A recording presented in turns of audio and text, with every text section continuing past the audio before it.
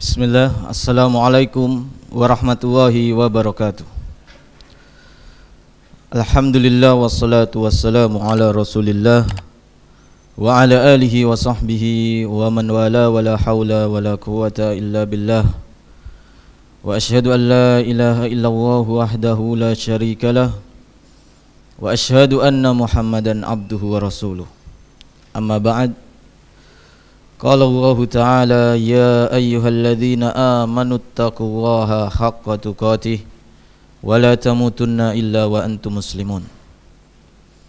Jamaah Masjid Imam Syafi'i yang semoga dirahmati oleh Allah Subhanahu wa taala, tidak bosan-bosannya kita haturkan puja dan puji syukur kita kepada Allah Subhanahu wa taala hingga kesempatan sore yang berbahagia ini kita masih diberikan limpahan iman, limpahan kesempatan, limpahan waktu sehingga kita bisa menghadiri di antara majelis-majelis ilmu. Semoga jejak langkah antum semuanya menghadiri majelis yang mulia ini semoga diberikan ganjaran yang setimpal oleh Allah Subhanahu wa taala. Jamaah yang semoga dirahmati oleh Allah Subhanahu wa taala, pada kesempatan sore yang berbahagia ini insyaallah taala kami di sini berikan topik oleh panitia dengan judul peliharalah keluargamu dari api neraka. Jamaah yang semoga dirahmati oleh Allah Subhanahu wa taala, ketika kita mencermati yang akan kita bahas ini, maka dalam benak kita akan terbetik bahwasannya ini merupakan suatu perkara yang agung, yaitu berkaitan dengan yang namanya neraka. Kita ketahui bersama bahwasanya neraka merupakan satu tempat yang sangat luar biasa, satu tempat di mana orang-orang yang mengkufuri Allah Subhanahu wa taala, orang-orang yang mendurhakai Allah Subhanahu wa taala, orang-orang yang menyekutukan Allah Subhanahu wa taala dalam sesembahannya, inilah tempatnya, yaitu neraka Allah Subhanahu wa taala. Dan ketika kita mendengar yang namanya keluarga, maka di sini kita akan terbetik bahwasannya suatu keluarga ialah suatu lingkup kecil dalam suatu umat manusia, yang mana dari yang kecil ini sebenarnya hiduplah yang akan kedepannya besar. Suatu negara, suatu ulama, suatu orang-orang yang penting di negeri ini khususnya, itu terbina, terbentuk dari yang namanya keluarga. Karena disitulah keluarga ini sangatlah penting dalam peri kehidupan manusia. Jemaah yang semoga dirahmati oleh Allah Subhanahu wa taala, ketika kita membahas tentang topik yang mana di sini diberikan judul peliharalah keluargamu dari api neraka, maka di sini kita akan terbesit satu firman Allah Subhanahu wa taala dalam surat At-Tahrim ayat yang ke-6, bahwasanya Allah Subhanahu wa taala di sini memberikan satu lampu merah, satu hal kewaspadaan terhadap kaum laki-laki. Karena di sini kaum laki-laki sebagai tulang punggungnya suatu keluarga. Mereka ialah pemimpinnya satu keluarga. Dan kelak Allah Subhanahu wa taala akan memintai pertanggungjawaban terhadap mereka, terhadap kepemimpinan mereka di keluarga mereka. Dan dari sinilah terbentuknya suatu keluarga itu dilihat dari pemimpinnya. Baik buruknya keluarga tersebut, pemimpin keluarga inilah yang bertanggung jawab akan nahkoda keluarga tersebut. Jamaah yang semoga dirahmati oleh Allah Subhanahu wa taala, Allah Subhanahu wa taala berfirman dalam surat At-Tahrim ayat yang ke-6, ya ayyuhalladzina amanu, wahai orang-orang yang beriman. Di sini Allah Subhanahu wa taala memanggil dengan panggilan yang luar biasa, memanggil orang-orang yang beriman, memanggil satu orang yang ada dalam hatinya itu terbesit keimanan kepada Allah Subhanahu wa taala.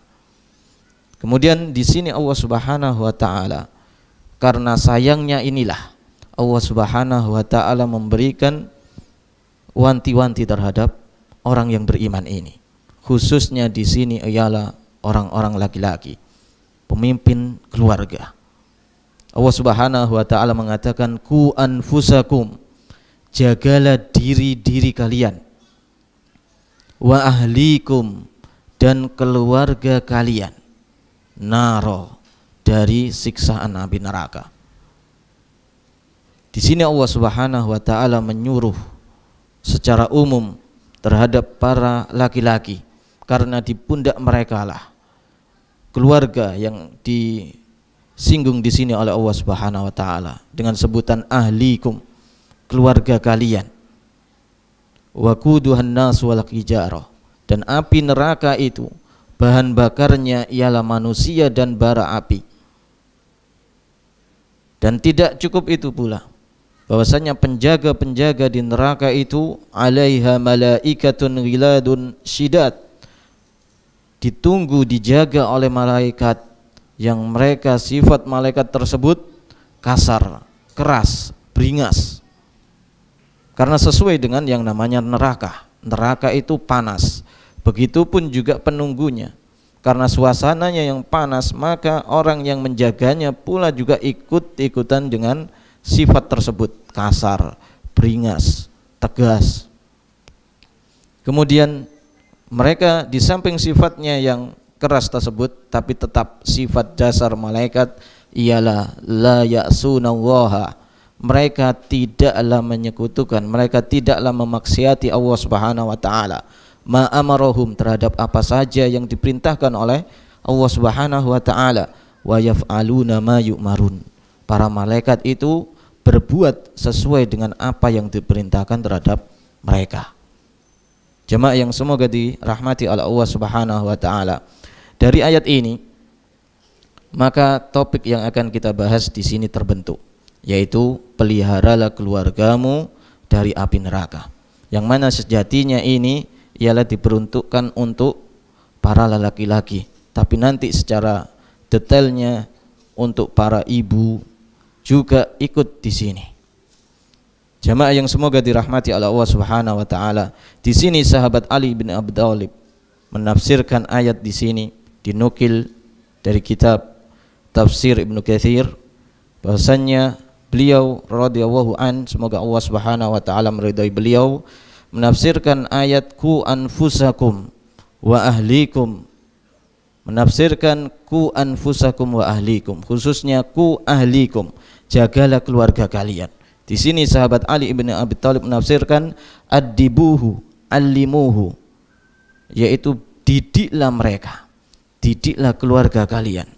Allimuhu, ajarilah keluarga kalian.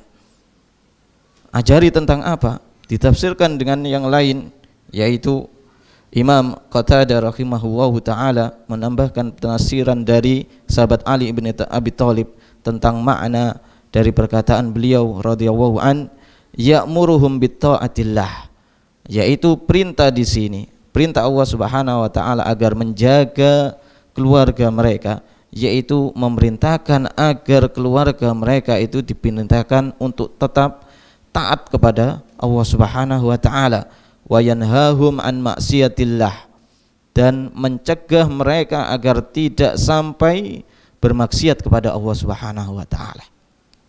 Wa an yakuma alaihim bi amrillah. Kemudian tidak cukup di situ, seorang kepala keluarga, seorang suami, yaitu mereka wa an yakuma alaihim bi amrillah, memberikan contoh.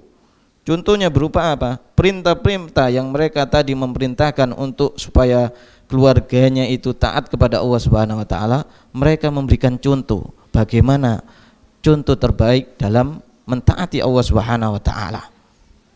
Kemudian Imam Qatadah melanjutkan wa ya'muruhum bihi wa yusa'iduhum alaihi, kemudian membantu mereka dalam ketaatan kepada Allah Subhanahu wa taala.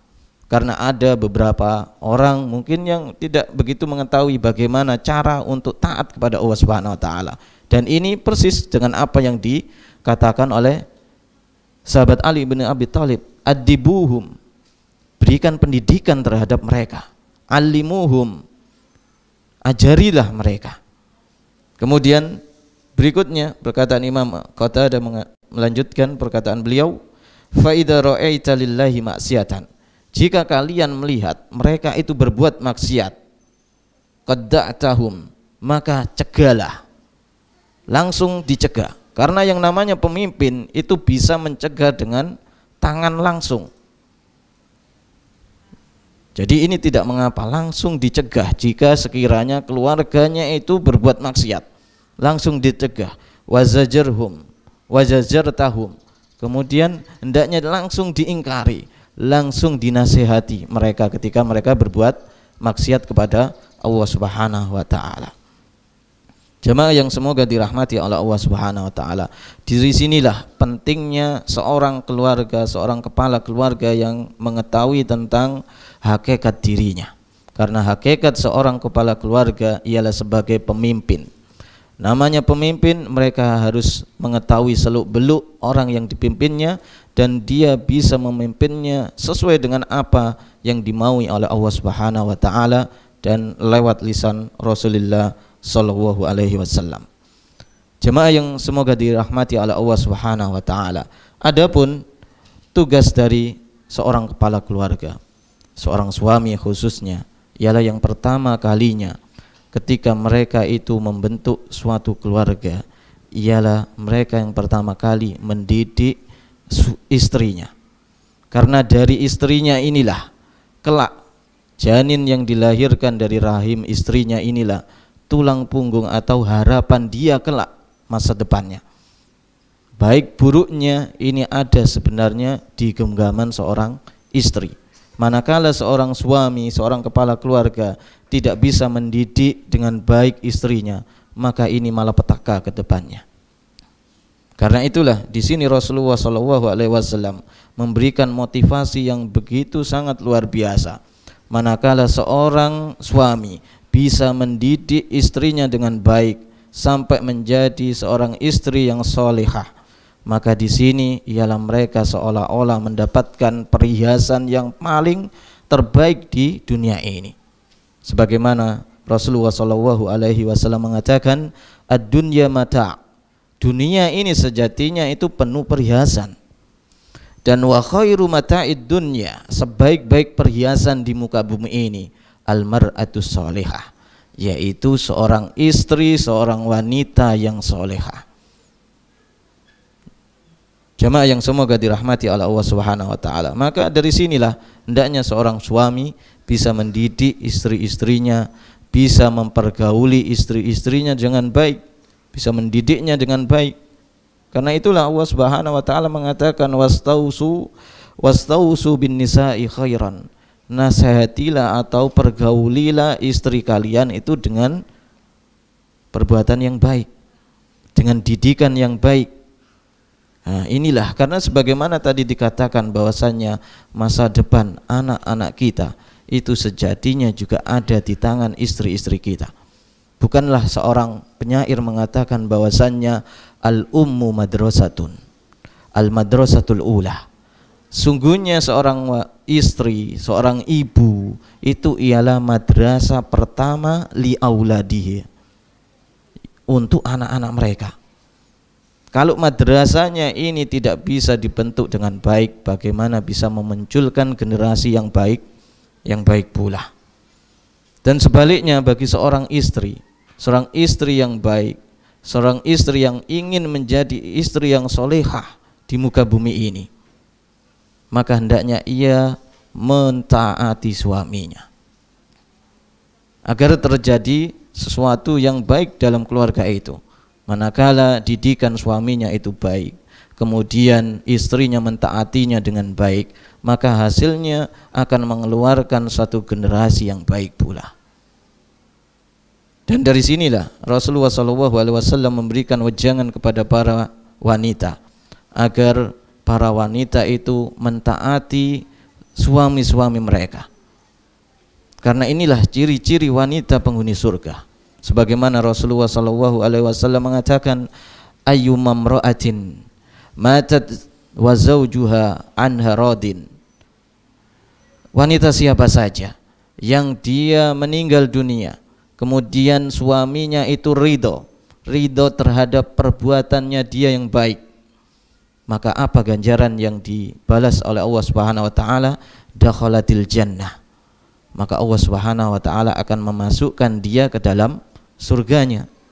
Dan di dalam riwayat yang lain yang dibawakan oleh sahabat Abu Hurairah, Rasulullah sallallahu alaihi wasallam pernah ditanya oleh salah seorang sahabat, qila li Rasulillah sallallahu alaihi wasallam, Rasulullah sallallahu alaihi wasallam pernah ditanya oleh para sahabat, ayyun nisa'i khairun, siapakah wanita yang paling baik itu wahai Rasulullah? Qala, beliau sallallahu alaihi wasallam bersabda, allati tasurruhu idza nadar, yang mana perempuan, wanita, istri ketika suaminya itu menatapnya, melihatnya, hati suaminya itu gembira, senang. Bukan berarti seorang istri itu harus cantik, tidak, tapi paras hati itu juga harus cantik di muka suami atau di depan suami mereka. Kemudian watuti'uhu idza amar, mentaati suaminya ketika dia diperintah, ketika istri itu diperintah.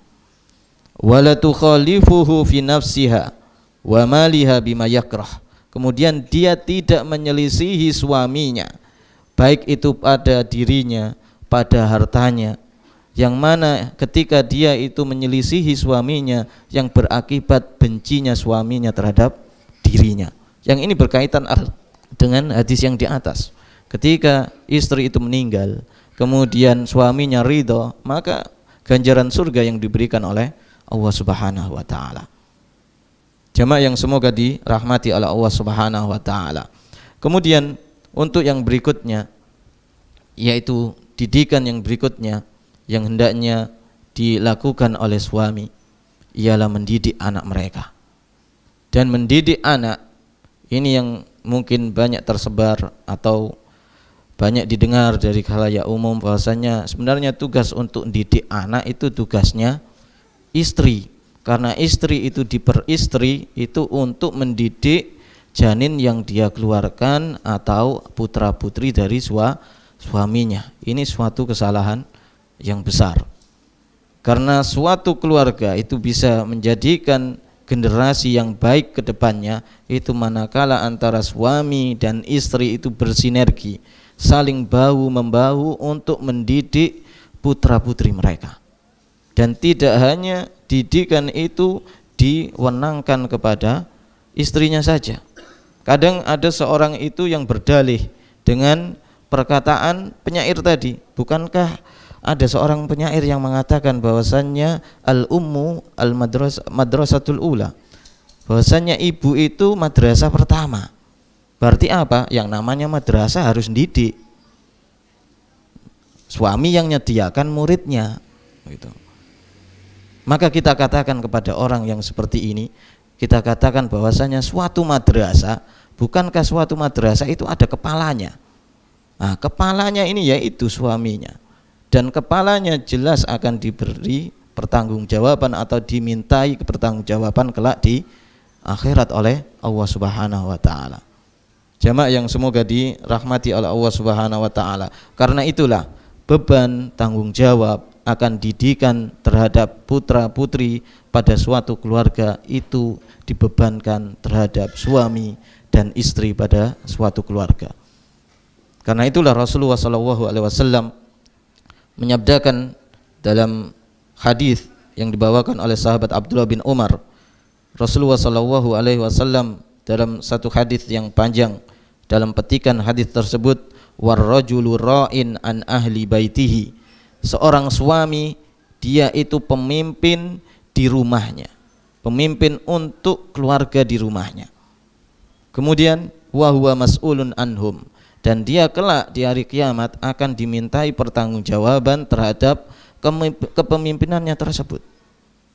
Kemudian perempuan atau istrinya juga akan dimintai pertanggungjawaban oleh Allah Subhanahu wa taala. Rasulullah SAW melanjutkan, wal mar'atu ra'iyatun, perempuan itu juga pemimpin terhadap siapa? Ala baiti ba'liha wa waladihi, Mereka itu pemimpin untuk anak dari suaminya. Jadi mereka itu pemimpin di rumahnya. Adapun suami pemimpin secara sekup keluarga. Dan Rasulullah mengatakan wahiyya mas'ulatun anhum. Perempuan tersebut, istri tersebut akan dimintai pertanggungjawabannya kelak terhadap apa yang dipimpinnya. Jadi baik buruknya anak yang seorang istri itu didik anak tersebut akan dimintai pertanggungjawaban oleh Allah Subhanahu wa taala. Jemaah yang semoga dirahmati oleh Allah Subhanahu wa taala, maka dari sinilah pentingnya seorang suami dan istri itu saling bahu membahu, saling bersinergi, saling kompak untuk mendidik keluarganya. Karena baik buruknya ke depan keluarganya itu dilihat dari bagaimana mereka itu mendidik dengan baik keluarganya tersebut. Jemaah yang semoga dirahmati oleh Allah Subhanahu wa taala, dalam mendidik anak-anak mereka, baik itu suami maupun istri, maka hendaknya mereka memperhatikan beberapa hal yang disampaikan oleh para ulama. Di sini ada minimal 3 hal dalam mendidik seorang anak putra putri mereka, hendaknya mereka memperhatikan hal-hal ini atau perkara-perkara ini. Perkara pertama yang hendaknya diperhatikan oleh seorang suami maupun istri ketika mendidik keluarga mereka, yaitu yang pertama, hendaknya mereka mendidik putra putri mereka memulai dengan pendidikan akidah, mentauhidkan Allah Subhanahu wa taala. Kemudian yang kedua, yaitu mendidik mereka dalam hal ibadah mereka. Dilihat ibadah mereka sudah benar atau tidak, kita didik akan hal itu. Kemudian yang ketiga, yaitu mendidik mereka dengan akhlak yang mulia, akhlak yang telah dicontohkan oleh Rasulullah SAW. Karena Rasulullah ialah salah seorang suri teladan kita yang paling komplit di muka bumi ini. Beliau mendidik dari anak kecil itu juga ada contoh dari Rasulullah SAW. Bagaimana Rasulullah SAW berinteraksi, mendidik anak kecil yang ada di sekitar beliau, itu sudah dicontohkan oleh beliau SAW. Jamaah yang semoga dirahmati oleh Allah Subhanahu wa taala. Adapun perkara pendidikan yang pertama sebagaimana tadi dijelaskan, yaitu yang paling utama ketika kita mendidik putra-putri kita, yaitu hendaknya mendidik mereka, menanamkan akidah kepada mereka. Karena akidah merupakan pondasi yang utama untuk anak kita. Ibarat suatu bangunan, jika pondasinya saja rapuh, maka yang lain pun akan ikut runtuh, akan ikut rapuh pula. Karena pondasi ini yang namanya juga utama, maka harusnya kita kuati pondasi dahulu. Kalau pondasinya saja itu lemah, pondasinya itu tidak kuat, maka akan yang lain itu juga akan ikut tidak kuat pula. Karena dari sinilah Rasulullah SAW pernah mengkisahkan, menuturkan bahwasannya akidah atau mendidik seorang itu penting dalam hal yang utama itu dalam segi akidahnya terlebih dahulu. Karena Rasulullah SAW walaupun dalam keadaan itu yang santai, tanaman akidah atau penanaman akidah terhadap anak itu juga diutamakan oleh beliau SAW. Sebagaimana di sini ada suatu cerita atau suatu hadis yang mana Rasulullah SAW dalam keadaan santai, tapi di sini beliau tidak luput untuk menanamkan akidah terhadap anak di sini. Di sini ada hadis dari sahabat Abdullah bin Abbas. Beliau menceritakan kisah bahwasannya dahulu pada waktu beliau ini masih kecil, beliau pernah dibonceng oleh Rasulullah SAW. Kita ketahui bersama bahwasannya sahabat Abdullah bin Abbas ini ialah salah seorang dari kerabat beliau SAW, termasuk salah seorang keluarga yang dekat dengan beliau. Sampai kemana-mana pun beliau ini diikuti oleh sahabat Abdullah bin Abbas ini. Dan suatu ketika sahabat Abdullah bin Abbas pernah dibonceng oleh Rasulullah SAW. Di sini pula juga kita bisa mengambil pelajaran dari Rasulullah SAW. Karena jangan meremehkan yang namanya membonceng anak. Karena ketika kita membonceng anak, dari sisi inilah kedekatan itu sebenarnya bisa terjalin. Mungkin kita bisa membonceng di anak di depan atau belakang. Kedekatan ini bisa menyatu ketika kita membonceng. Di sini dicontohkan oleh Rasulullah SAW. Ketika beliau membonceng sahabat Abdullah bin Abbas, beliau tidak luput dari menasihati beliau. Sahabat Abdullah bin Abbas menuturkan, kuntu khalfan Nabi sallallahu alaihi wasallam yauman. Suatu hari saya pernah dibonceng oleh Rasulullah sallallahu alaihi wasallam. Faqala li, kemudian Rasulullah sallallahu alaihi wasallam memberikan nasihat kepadaku.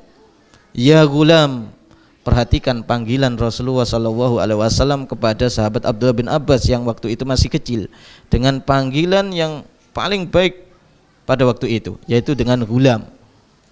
Wahai anak kecil, atau kalau panggilan kita sehari-hari itu le gitu. Atau kalau perempuan apa? Nduk gitu. Ini panggilan yang apa? Menunjukkan kedekatan antara seorang yang seorang ayah terhadap anaknya, atau mungkin seorang yang petinggi terhadap bawahannya. Ini panggilan yang sangat-sangat bisa mengena kepada hati seorang yang mau dinasihatinya. Kemudian Rasulullah SAW mengatakan, inni u'allimuka kalimatin. Sungguhnya aku akan memberikan beberapa perkara yang penting, nasihat yang penting kepadamu. Kemudian isi nasihat beliau SAW, ikhfadillaha yahfadka. Jagalah Allah Subhanahu wa taala, niscaya Allah Subhanahu wa taala akan menjagamu. Ikhfadillaha tajidhu tujahaka. Jagalah Allah Subhanahu wa taala, niscaya engkau akan mendapati Allah Subhanahu wa taala penolongmu dimanapun engkau berada. Idza sa'alta fas'alillah. Inilah penanaman akidah dari Rasulullah SAW terhadap anak kecil. Idza sa'alta fas'alillah. Jika engkau meminta, mintalah hanya kepada Allah Subhanahu wa taala. Wa idza sta'anta fasta'in billah. Dan jika engkau memohon pertolongan, meminta pertolongan, mintalah tolong kepada Allah Subhanahu wa taala. Jamaah yang semoga dirahmati oleh Allah Subhanahu wa taala. Mungkin hal ini jarang terbesit di hati kita. Mungkin coba kita prosentase, kita deteksi terhadap diri kita, keseharian kita. Pernah tidak kita menganjurkan terhadap anak kita, memerintahkan kepada anak kita, kalau nanti minta, kalau kamu kehilangan apa-apa, kalau kamu nanti minta uang, mintalah kepada Allah Subhanahu wa taala. Kan jarang seperti itu. Kadang pesan kita merintahkan, nanti kalau minta uang, jaluo ibumu. Jarang kita menyuruh mereka itu apa? Kalau minta uang, minta kepada Allah. Sandalmu hilang, minta tolong kepada Allah. Mungkin jarang kita seperti itu. Yang mana hal ini harusnya kita tanamkan sedini mungkin terhadap anak kita. Walaupun ini mungkin kelihatannya sepele, tapi kedepannya begitu luar biasa. Karena ini membimbing anak kita, mengajari anak-anak kita agar ada keterkaitan hati mereka dengan Allah Subhanahu wa taala, ketergantungan hati mereka terhadap Allah Subhanahu wa taala. Walaupun terhadap hal yang sepele. Suruh mereka untuk minta kepada Allah Subhanahu wa taala. Kurang makan, lapar, tidak ada beras, minta kepada Allah Subhanahu wa taala. Allah Subhanahu wa taala dengan Maha mempunyainya, Maha pemberi rizkinya. Allah Subhanahu wa taala akan memberikan dengan cara Allah Subhanahu wa taala sendiri. Tidak perlu kita ragukan. Bukankah Allah Subhanahu wa taala mengatakan, wa may yattaqillaha yaj'al lahu makhraja. Barang siapa yang bertakwa kepada Allah Subhanahu wa taala, yaj'al lahu makhraja. Allah Subhanahu wa taala akan beri jalan keluar. Ini kita tanamkan kepada anak-anak kita.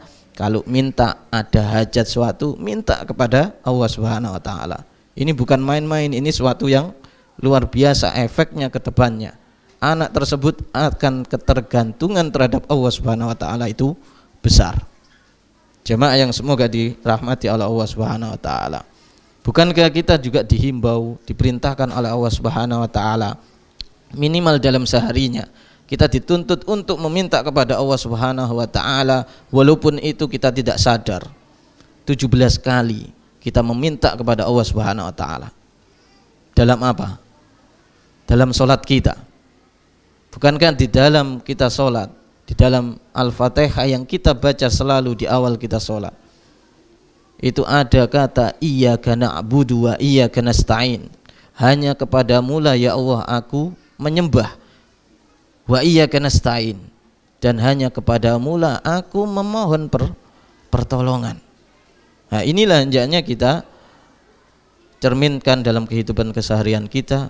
Kita suruh anak-anak kita sedini mungkin untuk tergantung hatinya, terkait hatinya kepada Allah Subhanahu wa taala. Kemudian yang kedua, yaitu ibadah. Perintah ibadah ini juga penting, khususnya ibadah dalam rukun Islam yang kedua, yaitu sholat. Sedini mungkin kita perintahkan kepada anak-anak kita, kita ajarkan kepada anak-anak kita untuk sholat, tapi tentunya dengan tata cara perintah yang dicontohkan, yang diperintahkan oleh Rasulullah SAW. Jangan sembarangan. Anak masih 4 tahun, 5 tahun tidak sholat digebleki, dijewir, dikurung di kamar mandi, digerojoki. Ini salah. Tujuannya baik, tapi apa? Caranya salah. Apa kata sahabat Abdullah bin Mas'ud? Kam min muridin lil khairi lan yusibah. Berapa banyak yang niatnya itu baik tapi tidak memberikan efek atau ganjaran yang baik pada dirinya. Nah, ini seperti ini juga ketika kita mendidik, khususnya dalam hal ibadah, kita lihat bagaimana Rasulullah SAW itu memberikan contoh terhadap cara mendidiknya tersebut. Contohnya dalam sholat ini, Rasulullah SAW memerintahkan kepada kita, khususnya ketika kita mendidik anak-anak kita, muru auladakum bis sholati, perintahkan anak-anak kalian itu untuk sholat. Umur berapa? Wahum abna'u sab'i sinin, ketika mereka itu menginjak umur 7 tahun. Perhatikan, 7 tahun mulai apa? Diperintahkan untuk sholat. Boleh 4 tahun, 5 tahun kita didik untuk sholat, tapi ingat jangan sampai terlalu keras. Akibatnya nanti apa? Kedepannya mereka akan tertanam di otak mereka itu kekerasan, kemudian akhirnya benci terhadap apa yang diperintahkan tersebut. Jadi sesuaikan dengan apa yang diperintahkan oleh Rasulullah, khususnya dalam hal sholat ini. Kemudian Rasulullah melanjutkan, fadribuhum alaiha wahum abna'u asyri sinin. Pukul mereka kalau mereka tidak mau sholat ketika umurnya 10 tahun. Bukan 4 tahun, 5 tahun, 7 tahun nggak mau sholat, pukul, kurung, sembleki. Dan di sini pukulan ketika umur 10 tahun juga ada caranya. Para ulama menafsirkan darbatan ghairu mubarrih, yaitu pukulan yang tidak membekas, pukulan pendidikan, bukan pukulan balas dendam. Dulu bapakku biyen mukul mbek menjalin, saiki tak gebleki awakmu mbek rotan. Ini balas dendam yang nanti hasilnya tidak akan menjadikan pendidikan yang terbaik terhadap anak-anak kita. Pukul mereka dengan pukulan yang mendidik, bukan pukulan yang membekas, yang nanti bekasnya akan mereka bawa sampai besar, yang ujung-ujungnya akan balas dendam terhadap kita. Berapa banyak di luar sana yang anaknya ketika besar durhaka terhadap ayahnya. Karena apa? Mereka itu mengingat-ingat dahulu kejamnya pendidikan ayahnya ketika waktu kecil. Nah, ini perlu kita camkan bersama bahwasanya ketika mendidik pun jangan disepelekan. Kita tetap mencontoh Rasulullah SAW karena beliaulah suri teladan terbaik kita. Didik mereka dengan kelembutan, karena kelembutan itu tidaklah diperoleh atau tidaklah ada pada suatu hal kecuali akan menghiasi perkara atau hal tersebut. Sebagaimana Rasulullah SAW mengatakan, innar rifqa la yakunu fi syai'in illa zana. Sesungguhnya kelembutan, kasih sayang khususnya dalam mendidik anak itu tidaklah mereka peroleh kecuali akan menghiasi pendidikan tersebut, kecuali akan menghiasi hasil didikan tersebut. Sebaliknya, wala yunza'u min syai'in illa syana. Ketika tidak ada kelembutan, kelembutan itu diangkat atau tidak ada sama sekali dalam pendidikan misalnya, maka akan syana, yaitu hasilnya akan buruk. Ini wejangan nasihat dari Rasulullah SAW. Kemudian yang terakhir yaitu akhlak. Kita didik anak-anak kita dengan akhlak. Dan dimulai dengan diri kita masing-masing terlebih dahulu. Bagaimana banyaknya anak-anak pada zaman sekarang akhlaknya begitu bobrok. Karena memang yang mereka itu yang menjadikan motif atau menjadikan figur bagi mereka itu ialah gadget, televisi dan lainnya. Yang hasilnya apa? Akhlak yang mereka tiru itu dari situ. Atau mungkin dari perbuatan yang buruk dari keluarganya, ayah, ibunya, sering cekcok. Ini akan berdampak buruk terhadap akhlak dari sang anak. Karena itulah kalau mungkin jenengan suami istri cekcok, hindari dilihat sama anak. Karena kedepannya akan ditiru. Berapa banyak ada istilah broken home. Itu diakibatkan karena apa? Suami istri cekcok di depan anaknya. Nah ini kita jaga. Kalau memang kita cekcok, kita cari tempat yang sendiri. Anak-anak jangan sampai kelihatan. Pindah ke kamar. Tapi kalau pindah ke kamar ujung-ujungnya nggak jadi cekcok. Beda. Ujung-ujungnya keluar jadi adik buat ini kakaknya. Nah ini, hendaknya kita perhatikan akan hal ini, yaitu akhlak anak-anak kita itu kita didik dengan baik. Kemudian akhlak di sini itu meliputi segala hal. Akhlak kepada Allah Subhanahu wa taala. Kita ajari mereka bagaimana bermuamalah dengan Allah Subhanahu wa taala. Bukankah Rasulullah SAW tadi menggambarkan dalam hadis sahabat Abdullah bin Abbas, ya gulam ikhfadillah yakhfadka. Wahai anak kecil, ikhfadillah yakhfadka. Jagalah Allah, niscaya Allah itu akan menjagamu. Maksudnya apa? Jagalah hak-hak Allah Subhanahu wa taala. Kewajiban yang engkau laksanakan kepada Allah Subhanahu wa taala itu jagalah. Ini salah satu bentuk akhlak kita kepada Allah Subhanahu wa taala. Kemudian akhlak yang kedua, akhlak kita kepada Rasulullah sallallahu alaihi wasallam. Akhlak anak ini terhadap Rasulullah sallallahu alaihi wasallam. Kita ajari kalau ibadah, kalau menjalankan suatu ritual ibadah, contoh terbaik itu Allah. Contoh terbaik itu Rasulullah sallallahu alaihi wasallam. Jangan contoh bapak.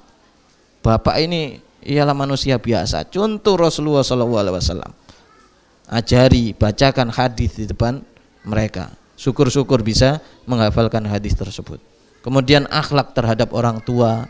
Ini yang mungkin di zaman now seperti saat ini, akhlak terhadap orang tua, khususnya anak-anak pada hari ini itu hilang. Ini kita perbaiki anak-anak kita dari segi akhlak-akhlaknya.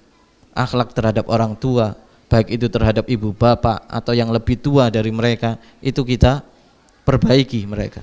Ada suatu cerita, ada suatu kisah jadi athar para tabi'in. Ada suatu kisah bahwasanya dahulu ada seorang tabi'in. Beliau ini membawa atau menggendong ibunya. Ini salah satu bentuk akhlak terhadap orang tuanya. Mereka atau orang ini berniat baik. Tujuannya supaya nanti bisa membalas jeripaya ibunya sewaktu dia kecil dibimbing oleh ibunya.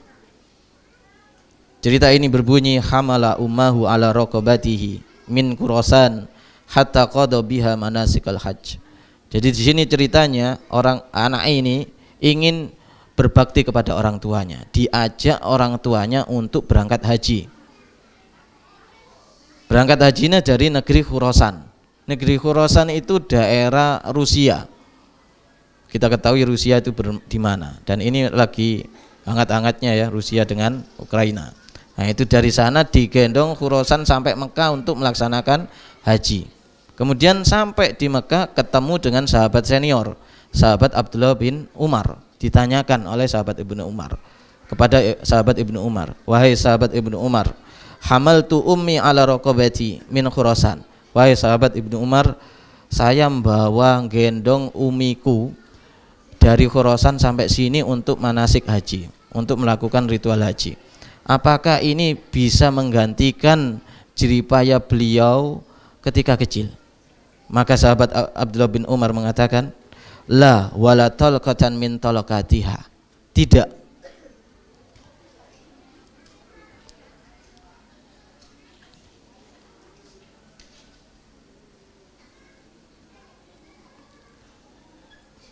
Walaupun hanya sekedar ibumu waktu melahirkanmu itu, kalau bahasa Jawa kita, ngedennya sekali itu loh, belum menyamai jeripaya ibumu tersebut. Ini membuktikan bagaimana kita hendaknya berikan akhlak kita kepada orang tua kita dengan sebaik-baik akhlak kita kepada mereka. Jamaah yang semoga dirahmati oleh Allah Subhanahu wa taala. Mungkin demikian yang dapat kami sampaikan, karena waktu yang sudah mendekati waktu berbuka puasa, kita cukupkan. Kurang lebihnya mohon maaf. Kita tutup dengan doa kafaratul majlis. Subhanaka Allahumma wa bihamdika asyhadu an la ilaha illa anta astaghfiruka wa atubu ilaik. Wa akhiru da'wana alhamdulillahi rabbil alamin.